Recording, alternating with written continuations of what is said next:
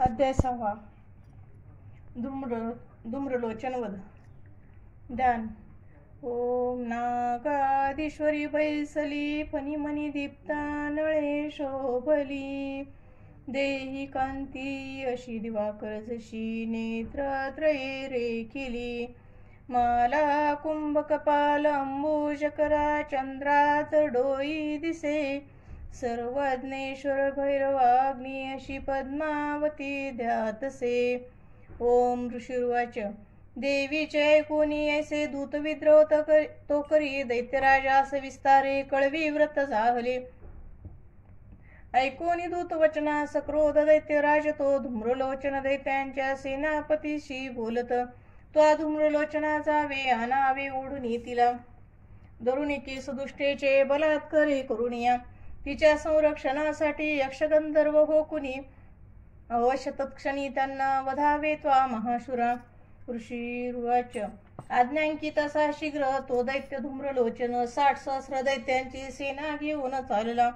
तेने ती पाहिली देवी हिमाचल निवासिनी शुंभ निशुंभाचे पाशी म्हणे गरजोनी चालतो न मानिशी या वचना तरी ओढोने केसमी बलपूर्वक क्रोधाने नेईन बोलला असे. देवी उवाच. दैत्येश्वर तुझ्या पाठी सेना बल तुझ्या करी मज ओढोनी नेताना करीन नारी कायमी. ऋषिर्वाच. ऐसे बोलत धावे तो असुर धूम्रलोचन हुंकार मात्र अंबेच्या तत्क्षणी भस्म जाहला. दैत्यसेना महाक्रोधी धावली अंबिकेवरी बाणशक्ती परशूंचा थोर वर्षाव चालला.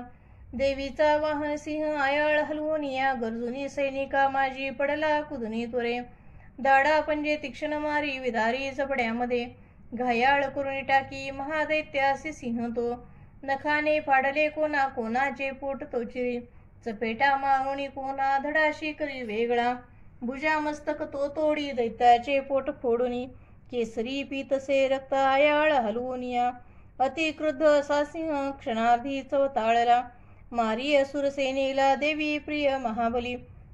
धूम्रलोचन तो मेला सिंहाने सैन्य मारले दैत्यराज महाक्रोधे शुंभ संतप्त जाहला. कापती ओट दैत्याचे चंडमुंड महाखळ आज्ञा दे त्यास तो तेव्हा ऐका दैत्य महाबली. धरुणिके सोडा ती अना देवी इथे त्वरे नाजुळे तरी ऐका हे शस्त्रास्त्र गावही करा. आसुरी आपुली विद्या टाकुनी देवीचे वरी वधावी जागच्या जागी नको जिवंत ठेवण्या. तो सिंह आणि ते देवी मारा बांधून सत्वर ओढोनी तयाना दुष्ट स्त्री वदतावरी. ओम श्री अच्युत वीर चित्ताया प्राकल्पाटिकाया श्री मार्कंडे पुराणे सावर्णिके मन्वंतरे देवी महात्मे 6ष्ठ अध्याय.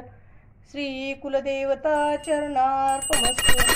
उदयोस्तु श्री महाकाली महालक्ष्मी महासरस्वती राजेश्वरी आई साहेब श्री अंबा माता की जय. श्री अंबा माता की जय. श्री अंबा माता की